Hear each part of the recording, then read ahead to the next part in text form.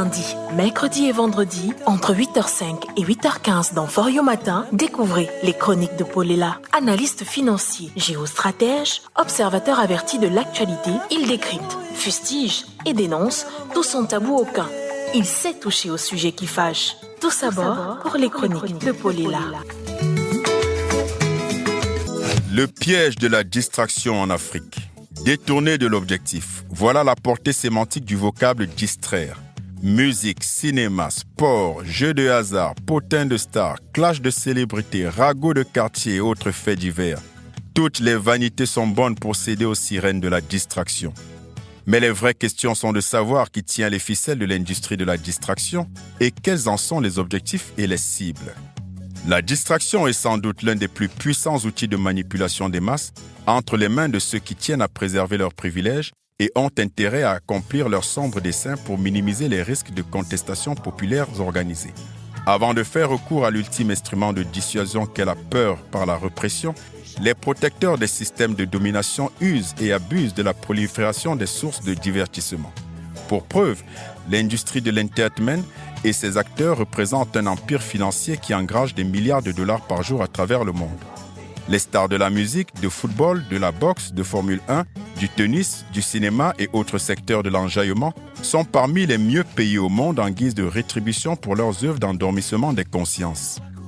En Afrique, hommes comme femmes, jeunes et moins jeunes, riches et pauvres, se livrent allègrement au déluge des formules de distraction qui se présentent à eux, avec encore moins de retenue qu'ailleurs, les peuples africains ayant été historiquement formatés pour plébisciter et assimiler sans filtre tout ce qui vient d'ailleurs. C'est ainsi que le dernier son de Justin Bieber ou de Rihanna n'échappera à aucun Africain, encore moins la robe de soirée de Venus Williams lors du mariage de Brooklyn Beckham, la gifle de Will Smith aux Oscars ou encore le prochain classico Real Barça. Mais combien d'Africains se préoccupent des conséquences du franc CFA sur leurs économies? Des dizaines de milliers de morts civiles dans la guerre du Kivu à l'est de la RDC depuis 2000, du pillage de nos ressources minières par les multinationales occidentales et les catastrophes écologiques conséquentes, de la bataille pour la liberté économique et politique de l'Afrique qui est courageusement engagée par les vaillantes autorités maliennes, ou encore des enjeux du Golfe de Guinée face aux lugubres projets de prédation de l'oligarchie occidentale déterminée à faire main basse encore et toujours sur les ressources de l'Afrique. De la distraction, tout le monde en est victime, me direz-vous. Mais avons-nous des raisons de tous nous laisser distraire? À chaque peuple ses réalités historiques, culturelles, économiques et spirituelles, et donc à chaque communauté ses priorités. Si le monde entier est en effet sous l'emprise des puissances soporifiques de l'impérialisme occidental, les Africains ne peuvent se payer le luxe d'y souscrire sans réserve.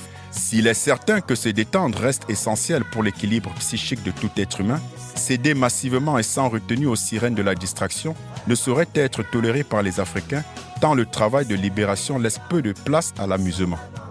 Les victimes et les bourreaux ne sauraient danser au rythme de la même musique, leurs préoccupations n'étant pas les mêmes, à moins de se faire complice de son propre malheur et de s'être définitivement résigné. Depuis la malheureuse rencontre avec l'Occident datant du XVe siècle, l'Afrique n'a eu cesse de se faire abuser par des kleptomanes pervers et narcissiques, reconnus maîtres affabulateurs devant l'Éternel. L'Occident a usé de tous les subterfuges maléfiques depuis le temps pour manipuler les Africains par le canal de ses armes de distraction massive, à grand renfort de médias aux ordres. Religion, démocratie, droits de l'homme, aide publique au développement et tous les autres grotesques et fallacieux prétextes pour garder les Africains distraits de leurs priorités n'ont eu cesse de prospérer. Mais cela ne peut prospérer si l'Afrique tient à s'émanciper des griffes d'un Occident vampirisant. Africains et afro-descendants, ne nous laissons plus dire ce qui est bon pour nous et arrêtons de faire du suivisme servile une identité africaine. Il est grand temps de penser par soi-même et de tracer son propre chemin sur la base de nos seules priorités à la lumière de notre riche histoire.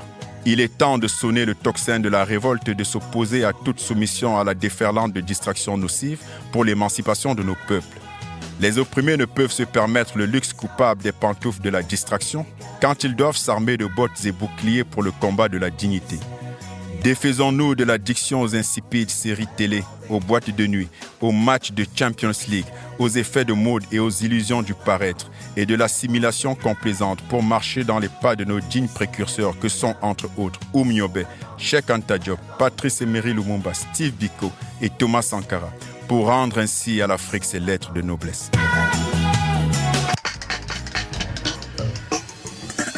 C'était les chroniques de Paulilla, analyste financier et géostratège.